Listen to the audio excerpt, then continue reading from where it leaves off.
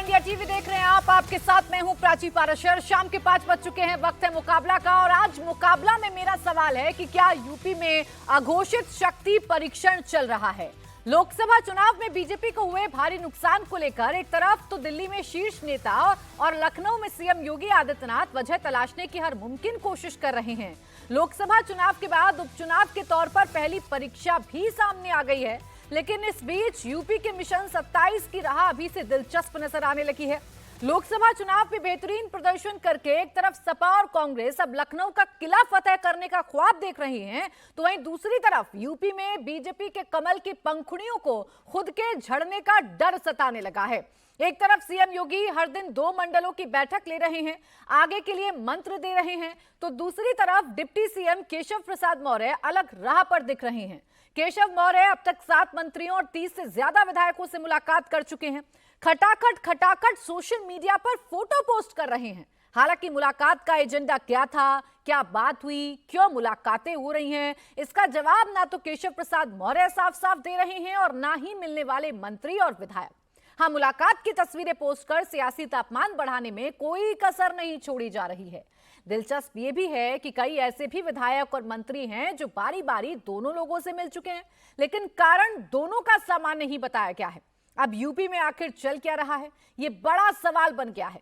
इस सवाल का जवाब आज शाम 6:30 बजे होने वाली योगी की प्रयागराज वाली बैठक में साफ हो जाएगा, क्योंकि इसी प्रयागराज मंडल से केशव मौर्य आते हैं। देखना यह दिलचस्प है कि वो योगी की बैठक में पहुंचते हैं या नहीं। यूपी की इसी अनएक्सपेक्टेड पॉलिटिकल सिनेरियो पर करेंगे आज का मुकाबला। पहले आपको सुनाते हैं केशव मौर्य से मुलाकात कर चुके और योगी की बैठक से किनारा कर चुके यूपी के मंत्री ओम प्रकाश राजभर ने क्या बताया। ये तो अनवरत मिलते हैं लोग, ऐसा नहीं। हम तो 7 साल के ऊपर हो गया देख रहा हूँ कि विधायक, सांसद, मंत्री वो भी जाके मिलते हैं, लोग उनके यहाँ जाके मिलते हैं। हम भी तो सबसे मिलते हैं। अब उसका कोई दूसरा अर्थ निकाले तो अलग बात है। क्यों गए, अब अंदर तो हम जानते हैं क्यों सभा में। तो उसी दिन मुख्यमंत्री की मीटिंग थी आजमगढ़ में, उसमें आप नहीं गए, उसमें आपको बुलाया गया था और आप केशव प्रसाद मौर्य से मिलने पहुंच गए, इसलिए सवाल। कै बजे मिले? 9:30 बजे। ठीक है।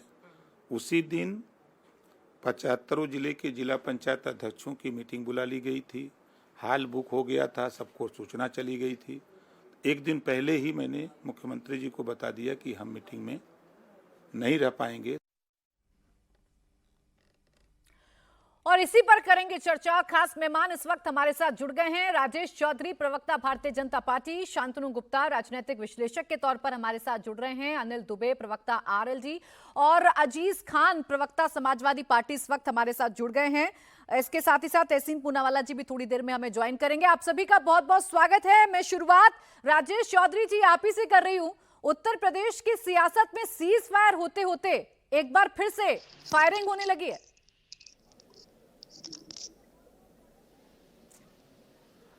नहीं प्राची जी, ऐसा कुछ नहीं है, कोई फायरिंग नहीं हो रही। सब भारतीय जनता पार्टी के हम सब लोग कार्यकर्ता हैं, सबको अपनी अपने काम मिले हुए हैं, अपनी अपनी जिम्मेदारी मिली हुई है। जो जिम्मेदारी जिसको मिली है उस जिम्मेदारी को बखूबी निर्वहन कर रहा है और काम कर रहे हैं। सब एकजुट होकर के संगठन में जो हमारी जिम्मेदारी है उसका निर्वहन कर रहे हैं। ऐसा कुछ नहीं है कि कोई शक्ति परीक्षण चल रहा है या कुछ और आपस में ये है। जहाँ राजनीति होती है तो छोटी मोटी कुछ बातें होती हैं, उन्हें बैठ करके निपटाते हैं और आगे बढ़ते हैं। ये छोटी मोटी बातें जब पर्दे के पीछे रहती हैं, राजेश जी आप तो राजनीतिज्ञ हैं, पॉलिटिकल पार्टी से ताल्लुक रखते हैं, खुद जनप्रतिनिधि हैं, आप मुझसे बेहतर जानते हैं कि ये बातें जब पर्दे के पीछे रहती हैं छोटी मोटी तो कोई फर्क नहीं पड़ता, लेकिन पर्दे से बाहर आ जाती हैं और इस तरीके से सामने आती हैं तो सवाल पूछे जाने लाजमी है। हेलो हेलो हेलो, देखिए अभी आप राजभर जी का बयान दिखा रहे थे आप लोग, तो राजभर जी ने बड़े स्पष्ट रूप से कहा कि पूरे उत्तर प्रदेश से 70 जिला पंचायत अध्यक्षों की मीटिंग पहले से बुलाई हुई थी मैंने, और माननीय मुख्यमंत्री जी से कहा कि आप चाहें तो मैं उस बैठक में आ जाऊं, इसको छोड़ दूं। तब मुख्यमंत्री जी ने कहा कि नहीं, आप पहले से जो तय कार्यक्रम है उसको करिए, कोई बात नहीं है। अब उसको आप किस रूप में पेश करना चाहते हैं, नेगेटिव या पॉजिटिव, तो ये तो पेश करने के ऊपर वाले के ऊपर डिपेंड करता है।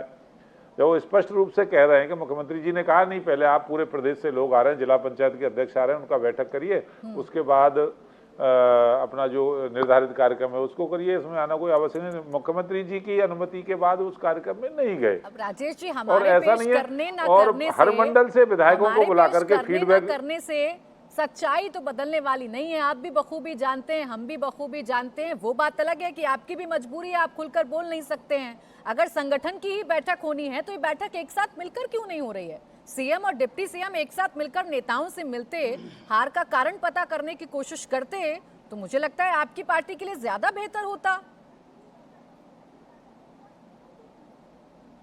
देखिए, पूरे प्रदेश में हर जिले में, हर लोकसभा क्षेत्र में पार्टी के वरिष्ठ नेताओं को भेजा गया, और हमारा वोट परसेंटेज क्यों कम हुआ इस पर हम लोगों ने सबने जाकर के वहां अध्ययन किया और जानने की कोशिश की। मैं स्वयं 2 लोकसभा क्षेत्रों में गया और उसकी पूरी रिपोर्ट बना करके राष्ट्रीय नेतृत्व को भेज दी। तो सब एकजुट हैं, तभी ना हम लोग जा रहे हैं।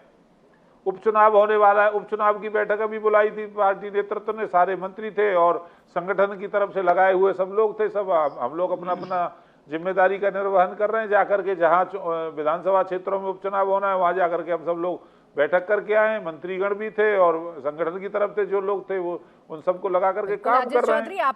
आप अपनी जिम्मेदारी का निर्वहन कर रहे हैं राजेश जी, लेकिन सवाल ये है ना कि उनसे तो अलग अलग जाकर नेता मुलाकात कर रहे हैं, मंत्री साथ मिल चुके हैं, 30 विधायक मिल चुके हैं। एजेंडा क्या है बैठक का ये नहीं बताया जा रहा है। हाँ, फोटो जरूर पोस्ट कर दी जा रही है। एजेंडा बता देती तो शायद आपसे इतने सवाल में ना करती। अजीज खान जी इस पर पूरी नजर बनाए हुए हैं, उनकी पार्टी पूरी नजर बनाई हुई है। अजीज खान जी, वो तो अपनी पार्टी को दुरुस्त कर रहे हैं। भाई, हार का सामना करना पड़ा तो समीक्षा कर रहे हैं, वो तो आप भी कभी किया करते थे।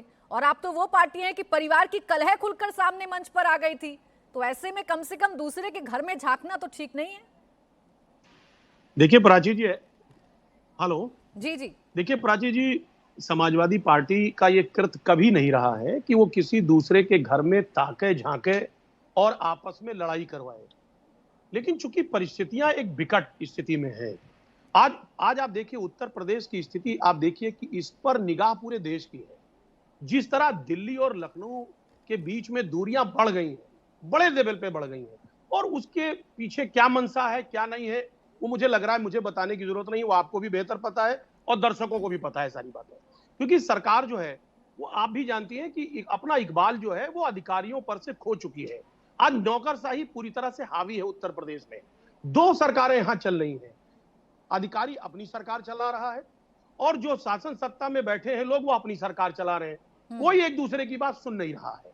हकीकत यह है, और इसी को लेकर के आपने देखा होगा कि आपस में जो पार्टियां हैं, जो इनके घटक दल हैं, वो लगातार सवालिया निशान खड़ा कर रहे हैं। अब किसी का भी नाम ले लें आप, अभी आपने संजय निषाद जी का जिक्र किया, आपने इन्हीं के पार्टी के तमाम अनुप्रिया पटेल जी की बात हो सकता किया और नहीं किया आपने, बल्कि करना चाहिए आपको। इनके अपने संजय मिश्रा जी, तमाम लोगों ने तमाम तरीके की प्रतिक्रिया दी और लगातार प्रतिक्रिया देते जा रहे हैं। क्या देते जा रहे हैं कि उत्तर प्रदेश में सब कुछ ठीक नहीं है। क्यों ठीक नहीं है? हकीकत यह है कि सब अपना अपना ढोल बजा रहे हैं, और इस चीज को देख करके समाजवादी पार्टी को तकलीफ यह है कि जिसको इस जहां की जनता ने शासन सत्ता में बैठाया, आज कहीं ना कहीं सफरर कौन है? तकलीफ किसको हो रही है? जनता को हो रही है। जनता का काम नहीं हो रहा है। अगर भारतीय जनता पार्टी के अंदर बज रहा है, ढोल अगर बजाकर भारतीय जनता पार्टी के अंदर अंतरकलह सामने आ रही है, तो उस ढोल पर नाचते गाते झूमते तो आप भी नजर आ रहे हैं ना। मॉनसून ऑफर चला रहे हैं आप, तो 100 लाइए, सरकार बनाइए। देखिए ये ऑफर पहले भी चलाया गया था 2022 में। देखिए प्राची जी, समाजवादी पार्टी का मकसद सिर्फ और सिर्फ है कि उत्तर प्रदेश की जनता सफर ना करे। क्योंकि जब सरकार नहीं रहेगी, सरकार अपना काम नहीं करेगी, अपने दायित्वों को नहीं निभाएगी, तो हम विपक्षी दल हैं, मुख्य विपक्षी दल हैं। हमारी जिम्मेदारी है कि जनता का काम हो, जनता की आवाज उठाएं, जनता की आवाज बने। और वही जनता की आवाज बन करके हमारे नेता ने सवाल किया और सवाल उठाया, क्योंकि आज उत्तर प्रदेश में सरकार नहीं चल रही है। इससे बेहतर होता राष्ट्रपति शासन लग जाता। और मैं तो मांग करूंगा कि उत्तर प्रदेश में ये सरकार अपना जनाधार खो चुकी है, विश्वसनीयता खो चुकी है। सरकार को माननीय योगी जी को इस्तीफा दे देना चाहिए और चुनाव कराना चाहिए। क्योंकि आज जनता का विश्वास चलिए, कम से सरकार कम पर जो आपने बचा ये तो नहीं। माना कि आप विपक्ष की आवाज हैं, वरना अभी तक तो ऐसा लग रहा है जब से लोकसभा चुनाव आए कि सत्ता में आप हैं और भारतीय जनता पार्टी सत्ता से बेदखल हो गई है। जवाब दे दीजिए राजेश जी, उत्तर प्रदेश की जनता की चिंता विपक्ष को सता रही है, इसीलिए मॉनसून ऑफर तक निकाल दिए गए हैं अब तो समाजवादी पार्टी की तरफ से। देखिए, अखिलेश यादव अपना घर संभाल नहीं पा रहे, समाजवादी पार्टी उनसे ठीक से संभल नहीं रही है। अभी आपने देखा राज्यसभा चुनाव में इनके 5-7 एमएलए छोड़ करके भाग गए, अपना घर ये संभाल नहीं पा रहे हैं, चिंता भारतीय जनता पार्टी की कर रहे हैं। और जहां तक शासन प्रशासन की बात कर रहे हैं, स्पष्ट बहुमत के साथ, मजबूत नेतृत्व के साथ योगी जी के नेतृत्व में सरकार काम कर रही है। उस सरकार को अस्थिर करने के ख्याली पुलाव ये लोग देख रहे हैं, किस तरह से सरकार को हम अस्थिर कर पाए ये, क्योंकि सत्ता के बिन जी नहीं सकते। इन्हें वही मलाई आज चाटने की याद आती है, ये वही गायत्री प्रजापति का अवैध खनन इनको याद आता है। ये जानते हैं जिस तरह से जनता को लूटने का काम समाजवादी पार्टी के शासन में गुंडे लोग करते थे, वो ये सब करना चाहते हैं, अराजकता की तरफ उत्तर प्रदेश को ले जाना चाहते हैं। ये चाहते हैं कि अराजकता में उत्तर प्रदेश जाए और इनका जो कार्यशैली रहती है वो सब हो। तो ऐसा होने वाला नहीं है। उत्तर मौका तो आप ही दे रहे हैं ना राजेश चौधरी जी, अगर एक एक करके तस्वीरें सोशल मीडिया पर ना आती, संगठन कितना बड़ा होता है सरकार से, अगर ये नहीं बताया जाता तो अजीज खान जी के चेहरे पर ना मुस्कुराहट होती और ना वो कोई स्कोप ढूंढने लगते। तो ये तो आप लोगों ने मौका दिया ना। खैर सर, मुझे बाकी मेहमान को भी इंक्लूड करना है, फिर आऊंगी आपके पास। मैं जरा आरएलडी से बात करना चाह रही हूँ, अनिल दुबे जी से बात करना चाह रही हूँ। अनिल दुबे जी, उत्तर प्रदेश में जितने सहयोगी हैं एक एक करके सबने अपनी राह चुन ली है। संजय निषाद जी दोनों से मिल लिए, और जो राजभर साहब हैं वो केशव प्रसाद मौर्य से मिलने पहुंच गए, मुख्यमंत्री योगी आदित्यनाथ की बैठक में नहीं पहुंचे, उन्होंने वजह अपनी जरूर बताई है। आप जरा बताइए, आप किससे मुलाकात करेंगे, कहाँ से न्योता आप लोगों को मिल रहा है? देखिए प्राची जी, वो जो लोग मिल रहे हैं वो कोई जो है अमेरिका और इंग्लैंड के लोगों से नहीं मिल रही है, वो भारतीय जनता पार्टी के और एनडीए की सरकार के ही डिप्टी चीफ मिनिस्टर हैं। वो एक दूसरे से मिल रहे हैं, सभी को एक दूसरे से मिल से काम रहता है, क्षेत्र के विकास के लिए मिलना पड़ता है, उसके राजनीतिक नेतार्थ नहीं निकाले जाने चाहिए। ये तो लोकतंत्र है, लोकतंत्र में सभी लोग फ्री हैं एक दूसरे से बात करने के लिए, और जब उसी गठबंधन सरकार में शामिल है तो एक दूसरे से लोग मिलेंगे और हम लोग भी सभी से मिलते हैं। तो ये कोई विषय नहीं है, मैं नहीं समझता कि कहीं सरकार के साथ कोई भेदभाव हो रहा है, सरकार में कोई जिस पर हम चर्चा करें, ऐसी कोई बात नहीं है। लोकतंत्र में विधायक डिप्टी चीफ मिनिस्टर से नहीं मिलेंगे तो किससे मिलेंगे, मुख्यमंत्री जी से नहीं मिलेंगे तो किससे मिलेंगे। माननीय मुख्यमंत्री जी समीक्षाएं कर रहे हैं, अब हर मंडल के सांसदों को, विधायकों को, जनप्रतिनिधियों को बुला करके उनकी समस्या को सुनने का काम कर रहे हैं, और डिप्टी चीफ मिनिस्टर भी मैं समझता हूँ वही कर रहे हैं। हाँ। तो अगर इन पर इनके कोई राजनीतिक नेता वही तो कह रही हूँ ना अनिल दुबे जी, दोनों अलग अलग कर रहे हैं। मैं यही तो कह रही हूँ अनिल दुबे जी, मैंने तो कुछ अलग कहा नहीं, दोनों अलग अलग कर रहे हैं ना। तभी पूछा आपसे कि आपका झुकाव किधर है, आप इधर जाएंगे पहले केशव प्रसाद मौर्य जी से मुलाकात करने या मुख्यमंत्री से मुलाकात करने? हम तो एनडीए के साथ हैं, आर्यू तहसीन जी के साथ हैं, पार्टी के जो गठबंधन है उसके साथ हैं, जो एनडीए फैसला करेगा उस हर फैसले के साथ हैं। लेकिन यहाँ उत्तर प्रदेश में तो मैं कहीं कोई बात ही नहीं है, ये सारे लोग उत्तर प्रदेश को मजबूत करना चाहते हैं। हाँ। सारे लोग चलिए, उत्तर प्रदेश को सब मजबूत करना चाहते हैं, लेकिन अलग अलग राह सबने अपना ली है। बैठकें हो रही हैं, सोशल मीडिया पर पोस्ट किया जा रहा है, उन बैठकों के पीछे की वजह क्या है वो भी आप नहीं बताएंगे। शांतनु जी, बस एक मिनट आपके पास आ रही हूँ, तहसीन जी की एक प्रतिक्रिया ले लेती हूँ। तहसीन पूनावाला जी, इतना स्कोप विपक्ष को नजर क्यों आ रहा है? कांग्रेस तो अभी अभी मजबूत हुई है उत्तर प्रदेश में, और इस मजबूती के साथ इतना बड़ा कॉन्फिडेंस कि ऑफर पर ऑफर चल रहे हैं अब तो इंडिया गठबंधन के। प्राची जी, आपके शो में मुझे शिरकत करने का मौका मिला इसलिए आपका शुक्रगुजार हूं। सिर्फ मानसून ऑफर नहीं, आपके शो पे बता दूं विंटर ऑफर भी चलेगा। ये जो मौजूदा हुकूमत है ये पूरी तरह से अपना इकबाल खो चुकी है, और सूबे में जो हुकूमतें हैं ये इकबाल से चलती है। अब आप देखिए, जो सेंसिबल डिसीजन है, प्राची जी आप भी मुझसे इत्तेफाक रखोगी, जो सेंसिबल डिसीजन है कि बायोमेट्रिक्स होना चाहिए, कि टीचर वक्त पर आए या ना आए, वो बायोमेट्रिक्स का ऑर्डर पीछे ले लिया, जिस वजह से प्रशासन अंतरराष्ट्रीय मंचों पे जाना चाहता था बुलडोजर चलाने में, बुलडोजर पे ब्रेक लग गए। तो अब हालात इनकी ये है कि माननीय जो वजीर आला, मुख्यमंत्री और जो उप मुख्यमंत्री है वो एक दूसरे से लड़ रहे। केशव प्रसाद मौर्य जी कह रहे कि जीते तो मेरी वजह से, लेकिन मुख्यमंत्री बना दिया आदित्यनाथ जी को। तो ठीक है, इनकी लड़ाई इनके घर की लड़ाई है, इनकी घर की यही सॉल्व करे। जो 10 बाय इलेक्शन होने वाले हैं जल्द, मैं आपके शो पे एक प्रेडिक्शन कर रहा हूं, 7-3 या 8-2 इंडिया अलायंस जीतने वाला है।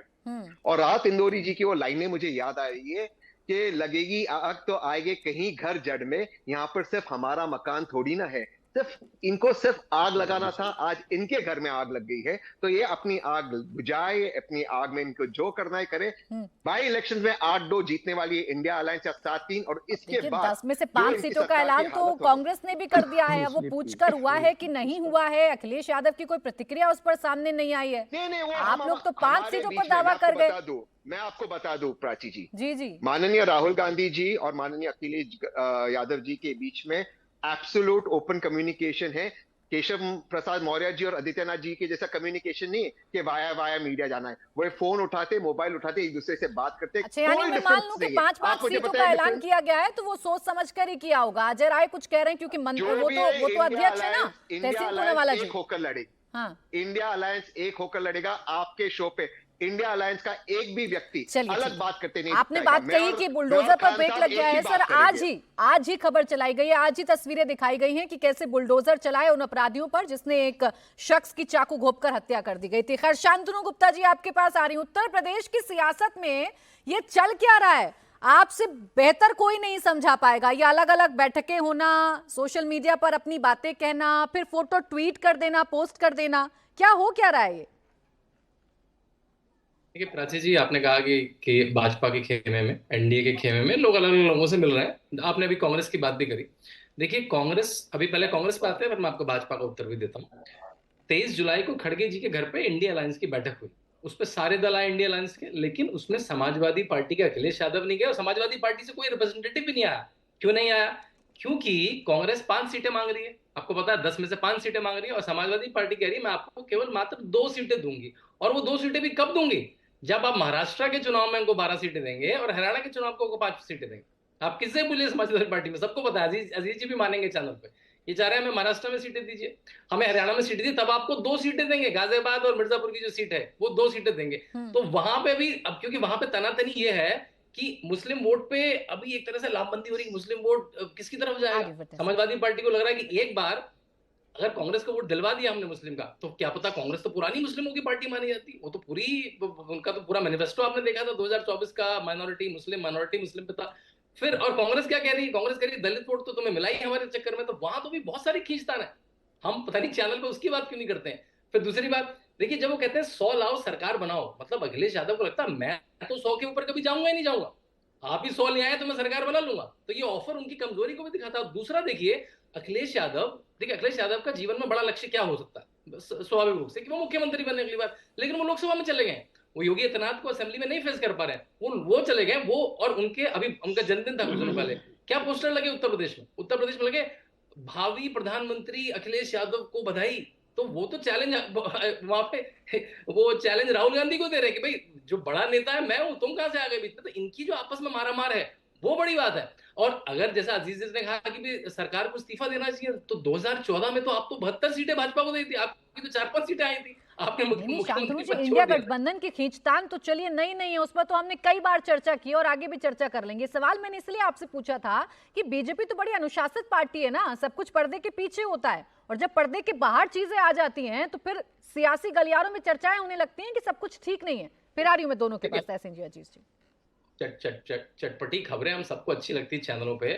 16 मंत्रियों को बिल्कुल चिन्हित करके, किसी पे 1 मंत्री, किसी पे 2 मंत्री 4 दिन पहले लगा दिए गए हैं। वो सारे मंत्री उन सीटों पे जा भी चुके हैं। आपको पता है जो 10 सीटें हैं इसमें से 5 सीटें पश्चिम की तरफ है, 5 सीटें तरफ, और उसमें मंत्री लगा दिए, उन्होंने काम भी शुरू कर दिया। तो देखिए आपको चटपटी खबरें पे चर्चा करनी है, चैनल पे टीआरपी आती तो अच्छी बात है, लेकिन वहां पे काम शुरू हो चुका है। पैनल भी चटपटी खबरों को खारिज ही कर देते आकर नेता। ये जो फोटो ट्वीट करके सिर्फ अच्छी मुलाकातों का एक शिगुफा छोड़ने की कोशिश की जा रही है, उसी में 2-4 लाइन और ऐड कर देते कि भाई हम सबको जिम्मेदारी मिली है और उस जिम्मेदारी के मुताबिक हम काम कर रहे हैं। तो शायद ये चटपटी खबरों पर बैठकर चटकारे ले नहीं रहे होते हम। अजीज जी, फिर आ रही हूँ अजीज खान जी। देखिए प्राची जी, शांतनु जी राजनीतिक विश्लेषक हैं। आपने कहा कि भाई आप विश्लेषण करके बताइए सच्चाई क्या है।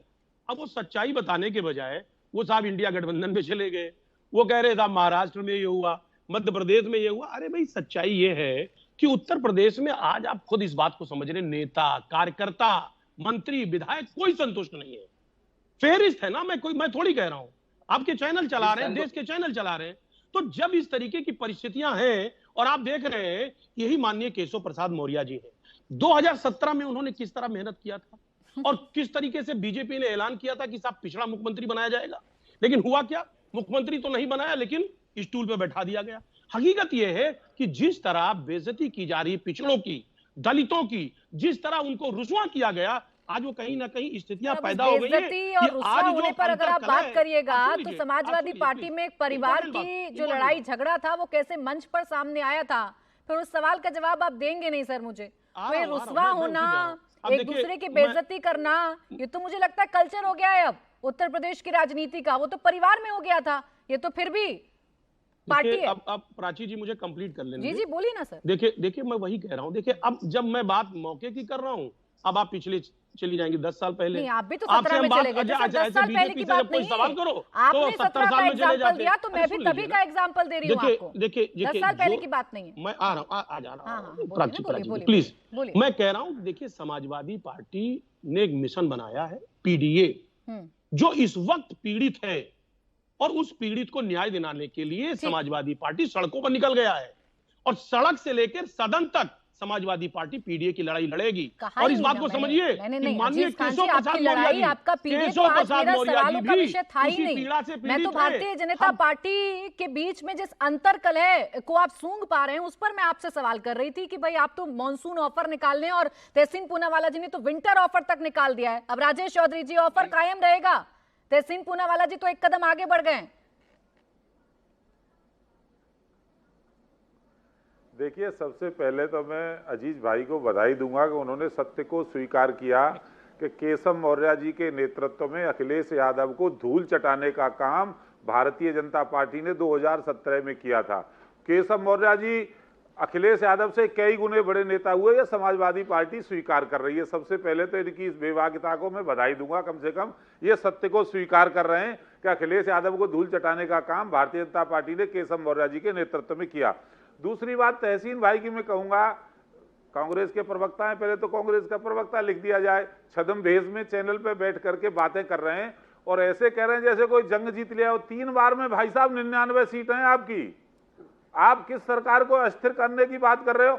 और मैं चैलेंज के साथ कहता हूं, आप जो सजा देने को चाहोगे भुगतने को तैयार हूं। कांग्रेस अकेली किसी भी एक सीट पर उत्तर प्रदेश के अंदर लड़ जाए और जमानत भी बचा जाए, कांग्रेस राहुल गांधी और प्रियंका गांधी के नेतृत्व में यदि जमानत भी बचा जाए तो जो सजा आप देना चाहोगे, मैं आज पैनल में बैठ करके इंडिया टीवी पे कहता हूं। आज तो भविष्यवाणियों का दौर चल रहा है राजेश चौधरी जी। आपने एक भविष्यवाणी की, एक भविष्यवाणी तहसीन पूनावाला जी ने की थी, लेकिन प्रेजेंट पर कोई बात नहीं करना चाहता। बुलडोजर आज भी कायम है, गुंडों पे बुलडोजर। सर राजेश जी कल भी बुलडोजर। प्रेजेंट पर तो बात कर लूं, प्रेजेंट पर बात कर लूं। राजेश चौधरी जी भविष्यवाणी तो करते रहिएगा, भविष्यवाणी तो करते रहिएगा, प्रेजेंट पर बात कर लूं, उन तस्वीरों पर बात कर लूं जिसने अजीज खान जी और तहसीन पूनावाला जी के चेहरे पर इतनी खुशी ला दी है, उस पर तो जवाब दीजिएगा ना आप।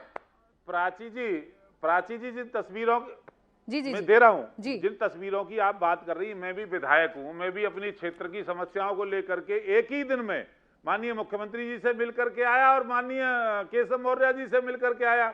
जितने लोग जा रहे हैं स्वाभाविक रूप से अपने क्षेत्र के विकास के काम होंगे, योजनाएं होंगी। चुनाव के कारण से, आचार संहिता के कारण से काम में कुछ गति में कमी आई थी, उसको कैसे हम ठीक से। अच्छा चलिए ठीक है, आपकी बात मान लेती हूँ सर, मैं मान लेती हूँ आपकी बात, लेकिन देखिए अब चैनल पर ही कंफ्यूजन हो गया ना। कभी आप कहते हैं कि क्षेत्र की बातों को लेकर जाते हैं, कभी आप कहते हैं हम समीक्षा बैठक कर रहे हैं, तो तय कर लीजिए कि मुलाकातें क्यों हो रही हैं। उत्तर प्रदेश की सियासत में जिस तरीके की घटनाएं सामने आ रही हैं उससे बहुत ही दिलचस्प पहलू निकलकर सामने आ रहे हैं। एक तरफ विपक्ष को मौका लग रहा है, सरकार को ऑफर पर ऑफर दिए जा रहे हैं, लोगों को ऑफर पे ऑफर दिए जा रहे हैं, तो वहीं सवाल यह है कि क्या बीजेपी के अंदर सब कुछ ठीक चल रहा है या नहीं चल रहा है। अब आ रही हूं तहसीन पूनावाला जी आप ही के पास। चर्चा तो यही निकलकर सामने आ रही है ना, 6 सांसद जीतने के बाद आप लोगों में इतना कॉन्फिडेंस आ गया है कि जो पूर्ण बहुमत की सरकार है उसे ही ऑफर देने की कोशिश की जा रही है। प्राची जी, ये कॉन्फिडेंस कहां से आता है?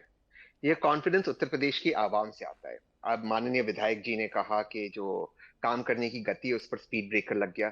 स्पीड ब्रेकर काम करने की गति पर नहीं, आपके फैसले लेने की क्षमता पर लग गया है। और स्पीड ब्रेकर ने ये दीवार है, अब आप काम ही नहीं कर पा रहे हो उत्तर प्रदेश में। उत्तर प्रदेश की जनता त्रस्त हो गई है। श्री अयोध्या से जहां से वहां पर से आपको भगाया गया था, अब उत्तर प्रदेश की सारी आवाम जान चुकी है कि अगर उत्तर प्रदेश की प्रगति करनी है, विकास करना है, तो यहाँ जो भाजपा की सरकार है उसको हटाना होगा। और उसकी शुरुआत होगी बाई इलेक्शन से। लोकसभा चुनाव में लोगों ने अपना रिजल्ट दे दिया है। लेकिन दूसरी चीज माननीय विधायक जी ने कहा कि देखिए ये जो आप मुझे ऑफर दे रहे, ऑफर है, ये ऑफर कहां से आ रहे हैं, आप चुनाव नहीं जीत पाओगे बिना इसके बिना उसके। ये जो घमंड है अच्छी बात है टीवी के ऊपर। ये घमंड दुर्योधन का भी था, ये घमंड रावण का भी था, ये अच्छा घमंड है। भाजपा ये घमंड मुझे बहुत पसंद है। इसी घमंड के कारण भाजपा हारी है लोकसभा के चुनाव। यही घमंड था जिसके कारण वो हारी है। और आप देखना बाई इलेक्शन में 8-2 मैं आऊंगा आपके साथ। इसके बाद जो 2027 के चुनाव होंगे वहां पे इनका वाइप आउट होगा। उसके बाद 2029 में टाटा बाय बाय, ये वापस आने वाले नहीं। उत्तर प्रदेश में भाजपा का जो ग्राफ है ये नीचे की तरफ जा चुका है और बाई इलेक्शन से ये टोटल नीचे जाने वाला। अच्छा, यानी कि 5-5 सीटों पर आप लोग चुनाव लड़ रहे हैं, ये मैं तय मान लूं तहसीन पूनावाला जी? नहीं, ये एक चीज मैं क्लैरिफाई करना चाहता हूँ। देखिए, दूसरी चीज बताई गई थी, शांतनु भाई ने कहा कि अखिलेश जी और राहुल जी के बीच में कोई डिफरेंसेस है या कांग्रेस या भाजपा के बीच में कोई डिफरेंसेस नहीं। ये पूरी तरह से मैं नेशनल टीवी पे मान रहा हूँ। उत्तर प्रदेश के अंदर सपा बड़ी पार्टी है और ज्यादा सीट पर वो लड़ेगी। क्यों नहीं लड़ेगी? और ये अखिलेश यादव जी के अगर पोस्टर लगे कि वे वजीर आजम या प्रधानमंत्री बना चाहते तो उसमें गलत क्या है? मैं तो शांतनु जी की बात पर जा ही नहीं रही। मैं तो शांतनु जी की बात पर जा ही नहीं रही। मैं तो जा रही हूँ आपके प्रदेश अध्यक्ष की बातों पर। सर एक मिनट, तहसीन पूनावाला जी, मैं समझना चाहता हूँ, अगर एक ओबीसी समाज का आदमी ये सपना देखता है कि प्रधानमंत्री बने देश का, आप समझे नहीं। तो मैं शांतनु गुप्ता जी क्या कह रहे हैं, मैं इस बात पर जा ही नहीं रही हूँ। मैं तो आपकी पार्टी के अपने नेता के बयान पर जा रही हूँ ना। अजय राय जी ने की भविष्यवाणी, 5 सीटों पर चुनाव लड़ने का दावा ठोक रहे हैं वो। तभी पूछ रही हूँ आपसे कि तय हो गया होगा, इसीलिए दावा ठोका गया, इसीलिए पूछ रही हूँ आपसे कि हाँ या ना। हम सीट मांगेंगे, डिस्कशन होगा और म्यूचुअली सीट्स का डिस्ट्रीब्यूशन होगा। उत्तर प्रदेश में सपा बड़ी पार्टी है, महाराष्ट्र में कांग्रेस बड़ी पार्टी है। लेकिन ये जो स्टेटमेंट हुआ अखिलेश यादव जी प्रधानमंत्री उसके पोस्टर लगा रहे, क्यों नहीं लगाए? तहसीन पूनावाला जी, आप ये बात समझ रहे हैं और आपके जो प्रदेश अध्यक्ष हैं वो नहीं समझ रहे हैं। अब इस बात का जवाब देंगे अजीज खान जी, फिर उसके बाद जा रही हूँ बाकी मेहमानों के पास। कंफ्यूजन तो अजीज खान जी दूर कर पाएंगे। अजीज खान जी, 5-5 सीट का ऐलान हो गया, कौन बड़ी पार्टी छोटी पार्टी छोड़िए, दावा ठोक दिया गया, तो मतलब तय हो ही गया होगा। बीजेपी तो फोटो ही पोस्ट कर रही है, बैठकें ही चल रही हैं इनकी, आप तो सीटों पर भी दावा ठोक रहे हैं। देखिए प्राची जी, जब कई सारे लोग एक साथ होते हैं और जहां लोकतंत्र होता है तो हर आदमी अपनी आवाज को उठाता है, हर आदमी मांगता है, बात करता है, डिस्कस करता है। ये कोई बड़ी बात नहीं है कि 5 मांगा जा रहा है, 6 मांगा जा रहा है। लेकिन ये सारी चीजें तय होती है बड़े स्तर पर। इसको तय करेंगे हमारे नेता, हमारे राष्ट्रीय अध्यक्ष माननीय अखिलेश यादव जी। हम उस पर कोई कमेंट नहीं करेंगे। लेकिन अभी जो मुद्दे की बात करें, अभी जो शांतनु जी ने कहा, राजेश जी ने कहा कि साहब केशव प्रसाद जी बड़े नेता हैं माननीय अखिलेश यादव जी से। देखिए एक बात आप समझिए, नेता बड़ा छोटा नहीं होता है, विचार बड़ा छोटा होता है। और जो विचार रहा ना बीजेपी की जो विचारधारा है वो आज किस तरह है, आप देखिए। अभी आपने अनिल दुबे जी से पूछा कि साहब आप जाते हैं मिलने के नहीं जाते हैं। अभी देखिए, अभी जयंत जी ने भी एक सवाल उठाया था और बहुत बड़े स्तर पर सवाल उठाया, किस तरह उत्तर प्रदेश के सीएम ने किस तरह फैसला लिया और उस फैसला पर किस तरह प्रतिक्रिया दिया गया, किस तरह उन्होंने सवालिया निशान खड़ा किया। हाँ जी, लोकतंत्र के बड़े दोहरे मापदंड हैं आपके। आपकी पार्टी में कोई सवाल खड़े करे, आपके अलायंस के पार्टनर 5-5 सीटों का ऐलान कर दे तो लोकतंत्र, और ये अगर एक दूसरे के खिलाफ बयान दें तो ये तो हो गई दरार। ये कैसे तय कर लेते हैं अजीज खान जी? मेरे बीच में सवाल करती है, शांतनु जी के बीच में सवाल नहीं करती है, मैं करती हूं सर। अरे सर, अब मुझसे कंप्लीट कर लें, बड़ी पुरानी हो गई हैं अजीज खान जी। मैं ये कह रहा था, नहीं आप ठीक कह रही हैं। देखिए मैं ये कह रहा था, अभी कह रहे थे साहब प्रधानमंत्री, मैं कह रहा हूं वही माननीय अखिलेश यादव जी हैं, पिछड़े समाज से आते हैं। जब मुख्यमंत्री बनाए गए माननीय योगी जी तो साहब वो घर को धुलवा दिया गया। पिछड़ों से किस कदर नफरत है, आप स्टूल की बात कह रही, स्टूल पे इसीलिए बैठाया था, पिछड़ों से नफरत है। इसलिए क्योंकि वही पिछड़े समाज के शख्स, वही पिछड़े समाज के नेता जिस घर में थे उसको धुलवाया गया। मैं बताना सिर्फ ये चाह रहा हूं कि उत्तर प्रदेश में, लेकिन आज तो मैं बात कर रही थी दरार को लेकर, आज तो मैं बात कर रही थी मैं उसी दरार पे जो फोटो वाली राजनीति चल रही है ना, जिस पर आपने एक मॉनसून ऑफर निकाला है, मैं उस पर बात कर रही थी। आज केशव प्रसाद मौर्य आपको अच्छे लग रहे हैं? Sir please 10 second. Keshav Prasad Maurya आपको अच्छे लग रहे हैं? आपने 2022 में भी ऑफर दिया था, लेकिन ये देख तो लेते केशव प्रसाद मौर्य अकेले अपने दम पर क्या कर पा रहे हैं पार्टी के अंदर? मैं कह रहा हूं ये दरार आई कहां से, इस बात का इसके तह तक जाना इंपॉर्टेंट है। दरार आई है यहाँ आगड़ा बनाम पिछड़ा। चलिए केशव जवाब प्रसाद जी दीजिए इस पिछड़े समाज से पर आते हैं, शांतनु जी। योगी जी अगले अच्छा, समाज चलिए, से आते अजीज हैं। खान जी, ये आप ही की दरार बातों को वजह सबसे है। ज्यादा मैं कोट वो कर रहे हैं बताना अजीज चाहता खान जी और हूं तहसीन कि ये पूनावाला पिछड़ों जी। को पसंद नहीं ये करती अगड़ा पिछड़ा बीजेपी, तो पता ये नहीं सर, दलितों को नहीं लेकिन पसंद दरार करती, विपक्ष ये को पिछड़ों साफ और तौर पर दलितों दिख को रही नहीं है। पसंद फिर आ रही हूँ करती, ये राजेश जी। मसला है। लड़ाई इस बात की है, लड़ाई सिर्फ ये है, बस और कुछ नहीं, लड़ाई नहीं। मैं उसी बात को कहूंगा। देखिए, जब बड़ी पार्टी होती है तो उसमें बहुत सारी आवाजें होती हैं, जैसे अजीज खान ने कहा लोकतंत्र है। अब जब इंडिया अलायंस, आपने कहा अजय राय जी कैमरे पे बोल रहे हैं कि 5 सीटें हैं, और वो बताएं मुझे कि वो 23 जुलाई की जो खड़गे जी के घर पे मीटिंग हुई उसमें समाजवादी पार्टी से कोई क्यों नहीं गया, जबकि उसमें शीर्ष नेता है, उसमें अखिलेश यादव जी को जाना चाहता था, क्यों नहीं गए? तो दरार है, और वो दरार होगी भी। देखिए, 2 अननेचुरल अलायंस है, वो आएंगे, उनको उनको मुस्लिम वोट पर पकड़ना है, वो कहेंगे दलित वोट पर, वैसा तो वो होगा ही होगा। देखिए, आपके दर्शकों की जानकारी के लिए, सब चिल्ला-चिल्ली के बीच में ये जो 10 सीटें हैं, इसमें 9 सीटें तो खाली हुई हैं क्योंकि लोग सांसद बन गए हैं, पार्टियों से सांसद बन गए। जो एक सीट खाली हुई है, जो सीसा माओ की सीट खाली हुई है, हाजी इरफान सोलंकी, लोगों को ये भी पता होना चाहिए वो समाजवादी पार्टी के थे, और वो सीट क्यों खाली हुई है? क्योंकि उनको एमपी एमएलए कोर्ट से 7 साल की सजा हुई है। तो लोगों को दिखेगा भाई ये वही समाजवादी पार्टी है जिसके एमएलए इसलिए खारिज हो गए हैं। और जहां तक अजीज खान जी कहते हैं कि पिछड़ों का सम्मान नहीं हो रहा है, मैं कहता हूं आपकी पार्टी जो एमवाई फार्मूले पे चलती है, वहां तो मुसलमानों का सम्मान नहीं हो रहा है। आप कभी सोच सकते हैं आपको सांसद की टिकट मिलेगी? आप कभी सोच सकते हैं आपको एमएलए की टिकट मिलेगी? पूरे 80 में से केवल 4 टिकट दी गई। अब कुछ हो ना हो जो शांतनु जी, समाज देखिए आपको ये तो 90 एक बड़ी अच्छी पिक्चर तो देखने समाज को आपको मिल रही है ना कि 90% वोट दूसरी दे रहा की है। पार्टी का जो नेता है वो कम से कम अब अजीज खान जी को अच्छा लगने लगा है। राजेश चौधरी जी, अब आपकी पार्टी के नेता बैठक करें ना करें, फोटो डालें ना डालें, लेकिन अजीज खान जी को बड़ा मजा आ रहा है, उन्हें बड़ा अच्छा भी लग रहा है, और काबिलियत पर कोई शक नहीं है केशव प्रसाद मौर्य की उन्हें। देखिए, पिछड़ों की बात अजीज खान जी कर रहे थे और बड़ा प्रेम इनका केशव मौर्य जी के प्रति उमड़ रहा है। और इसी उत्तर प्रदेश की विधानसभा में सदन के अंदर केशव मौर्य जी के पिताजी के बारे में कितनी अपमानित भाषा अखिलेश यादव जी ने इस्तेमाल की, उनका अपमान किया। क्या केशव मौर्य जी के पिताजी पिछड़े नहीं थे, वो गरीब थे, किसान थे, इसलिए उनका अपमान कर रहे थे? अखिलेश यादव जी माननीय मुख्यमंत्री रहे, मुलायम सिंह यादव जी के बेटे हैं, सोने की चम्मच मुंह में लेकर के पैदा हुए हैं, तो एक गरीब बाप का अपमान करेंगे? ये इनका प्रेम है, ये इनका दोगला चरित्र है। मैं दिखा रहा हूं, दुनिया ने देखा किस तरह से केशव मौर्य जी के पिताजी के बारे में इन्होंने अपमानजनक बातें की। और मैं पूछना चाहता हूं दोनों भाइयों से, हमारे दोनों प्रवक्ता मित्र बैठे हुए हैं, अखिलेश यादव जी कुछ महीने पहले ही कह रहे थे कि कांग्रेस सबसे बड़ी धोखेबाज पार्टी है। मध्य प्रदेश का, राजस्थान का चुनाव हो रहा था तो कह रहे थे कांग्रेस से बड़ा धोखेबाज कोई नहीं है, इस पर भरोसा मत करिएगा। तो वो कांग्रेस की भी स्थिति जानते हैं। और जहां तक प्रधानमंत्री की बात पूनावाला जी कर रहे थे, तो घोषित करा दीजिए कांग्रेस से कि भाई 2029 में जब चुनाव होगा तो अखिलेश यादव जी देश के प्रधानमंत्री पद के उम्मीदवार होंगे कांग्रेस समाजवादी पार्टी के मिलाकर राजेश जी, के। यहाँ आपने बैठ एमपी करके चुनाव कहने का से कुछ जिक्र नहीं किया, होगा ना उसके भैया, बाद पार्टी में लोकसभा का आपकी चुनाव स्थिति खराब मिलकर हो लड़े जाएगी। ना। और मत उत्तर बोलिए। प्रदेश में 3 जब बार नकार दिया साइकिल राहुल गांधी को, देश जब की साइकिल जनता ने 3 हाथ बार को नकार मजबूत दिया, वो किया बेचारे मुंगेरी तो लाल के कमल हसीन कहां पर सपने देख पीछे रहे हैं। छूट गया, ये मुझे बताने की तो जरूरत नहीं है। तो इनकी एकता का परिचय तो लोकसभा चुनाव में हो गया। ये जो तस्वीरें मैं देखिए, चला रही हूँ कमल ना ने सर तो अपनी टेलीविजन स्क्रीन पर, बस दर्शक ये जानना चाह रहे हैं कि इन तस्वीरों के पीछे के मायने क्या है। प्राची जी, तस्वीरें तो लोग मिलते ही है ना नेताओं से। भाई मैं खुद कह रहा हूं, मैं मिलके आया एक ही दिन में दोनों लोगों से। और जहां तक चुनाव के रिजल्ट की आप बात कर रही हैं, 62 साल में इतिहास बनाए देश की राजनीति के इतिहास में। तीसरी बार देश के प्रधानमंत्री बने नरेंद्र मोदी जी। काय बात की खुशी मना रहे हो भाई? जिस एनडीए ने सरकार के लिए, सरकार बनाने के लिए चुनाव लड़ा, वो स्पष्ट बहुमत के साथ सरकार बनाई है। और जितनी अकेली मेरी भारतीय जनता पार्टी की सीटें उतना पूरा इंडी गठबंधन की नहीं आई है। लेकिन एक के बाद एक जो फोटो डाले जा रहे हैं ना, और अलग अलग जो बैठकें चल रही हैं, चर्चा इस वजह से हुई, इस वजह से अजीज खान जी के चेहरे पर मुस्कुराहट है। एक साथ चर्चा होती और आप लोग मिलते और संगठन बड़ा है या सरकार बड़ी है बयान ना आता तो शायद कोई मुस्कुरा नहीं रहा होता और कोई ऑफर भी नहीं देता आपको।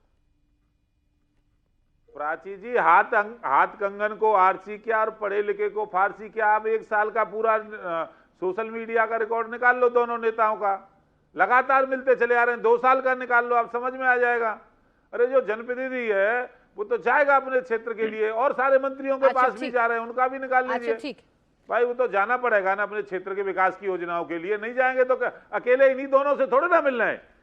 स्वतंत्र देव जी के पास भी जा रहे हैं, जयवीर सिंह जी के पास भी जा रहे हैं, और अन्य जो उनकी मंत्री तस्वीरें सबके नहीं आ रही पास ना जा रहे हैं राजेश अपने अपने चौधरी जी, क्षेत्र और के काम वजह के भी लिए तो पता जाना नहीं ही चल है। रही और है। समाजवादी पार्टी के विधायक आते हैं, सर, समाजवादी प्राची जी समाजवादी पार्टी का विधायक आते चलिए हैं, वो तो बसपा बात के ठीक है एकमात्र सर, विधायक समाजवादी हैं, वो पार्टी के आते हैं, लेकिन कांग्रेस के राजेश चौधरी विधायक जी, हैं, वो आते हैं। राजेश चौधरी जी, जिसको राजेश चौधरी विधायक जी, बना करके मुख्यमंत्री भेजा है योगी जनता ने, वो आदित्यनाथ अपने मिल रहे हैं तो क्षेत्र में समझ लेके में आ रहा है जाएगा ना, मंडलवार बैठकें हो रही हैं, आपके डिप्टी सीएम मिल रहे हैं, वो भी समीक्षा कर रहे हैं, सामने आ जाता तो कोई सवाल आपसे उठाता ही ना, मैं भी आपसे सवाल ना पूछती, समझ में आ जाता कि आपकी समीक्षा बैठकें चल रही हैं। मैं दोनों के पास आऊंगी, इससे पहले अनिल जी से उनका स्टैंड जान लेते हैं। अजीज खान जी ने जिक्र किया था, अनिल जी आपकी पार्टी के नेता का एक बयान और ये खुशी दे गया अजीज खान जी के चेहरे पर, उनको स्कोप नजर आने लगा। नहीं, अजीज खान जी उसमें राजनीति बोल रहे हैं। देखिए, मुजफ्फरनगर प्रशासन ने वो फैसला लिया, उसके बाद भी पुलिस प्रशासन ने उस फैसले को लिया, हम लोगों ने विरोध किया।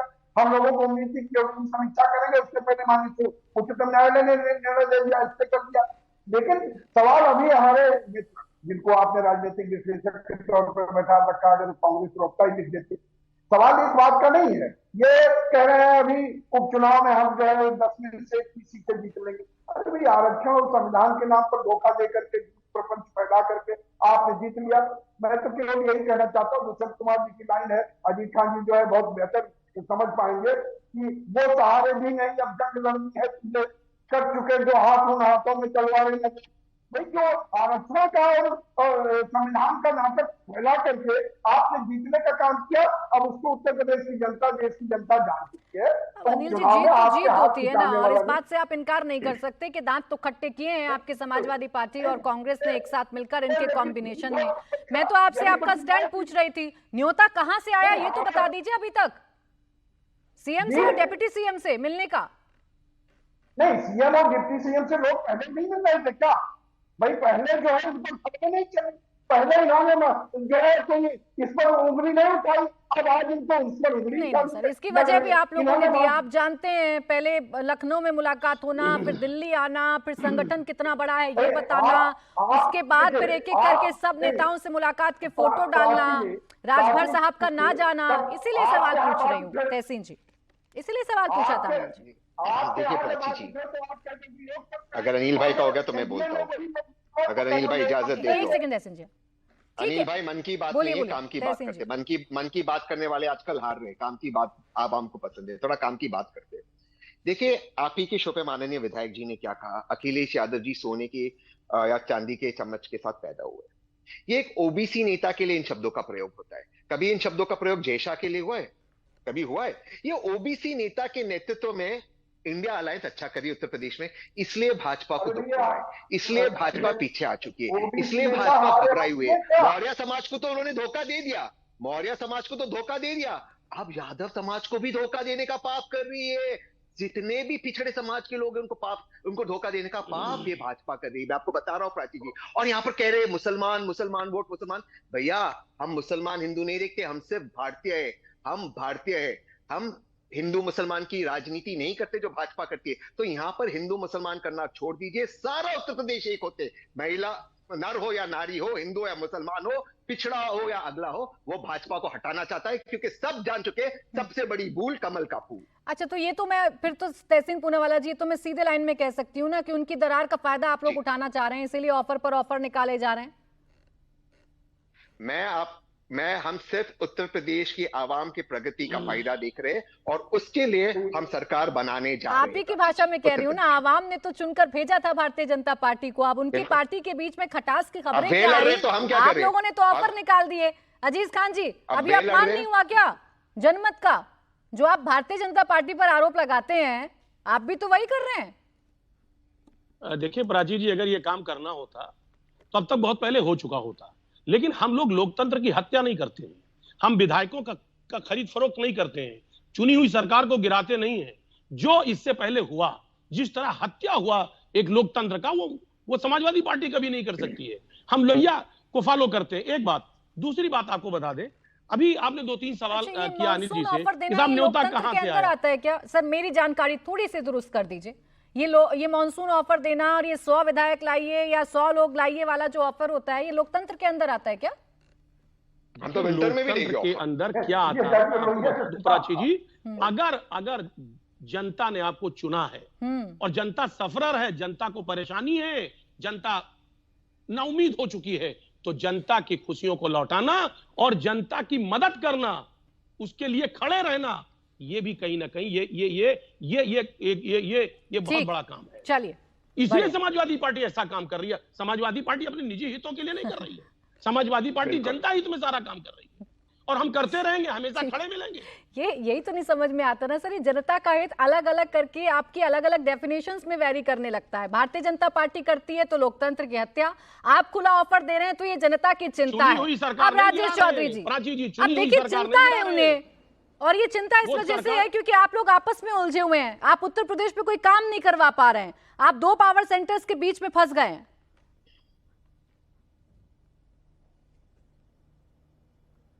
देखिए, समाजवादी पार्टी कितनी बड़ी झूठी पार्टी हो सकती है, अजीज भाई यहीं बैठ करके सिद्ध कर दे रहे हैं। कह रहे हैं कि हम लोकतंत्र की हत्या नहीं करते, हम सरकारों से छेड़छाड़ नहीं करते। 1997 के अंदर कल्याण सिंह जी की स्पष्ट बहुमत वाली सरकार को इन्हीं समाजवादी पार्टियों ने रातों रात गिरा दिया था। ये वही लोग हैं, केवल मुलायम सिंह जी को संभल से चुनाव जिताने के लिए, लोकसभा का चुनाव था, वो चुनाव हार रहे थे रातों रात, और 3 दिन के अंदर सुप्रीम कोर्ट के हस्तक्षेप के बाद कल्याण सिंह इस प्रदेश के मुख्यमंत्री बने थे। तो ये इतने बड़े हत्यारे हैं, राम भक्तों के हत्यारे हैं, लोकतंत्र के हत्यारे हैं, मीडिया पे हमला करने वाले हत्यारे हैं। ये केवल सत्ता हासिल करना चाहते हैं, किसी भी हालत में इनको सत्ता मिल जाए तो मदमस्त होकर के वे जनता को कुचलना शुरू कर देते हैं। नहीं, उनको जनता की चिंता है क्योंकि आपके नेता अलग अलग बैठकें करके अलग अलग बयान दे रहे हैं, तो अजीज खान जी को लग रहा है कि इस चक्कर में उत्तर प्रदेश सफर ना कर पाए, इसीलिए उन्होंने राजेश चौधरी जी खुला ऑफर निकाला है। आ नहीं पाऊंगी तहसीन पूनावाला जी, मेरे पास समय बस इतना ही था। बहुत बहुत शुक्रिया आप सभी का हमारे साथ आज की चर्चा में जुड़ने के लिए।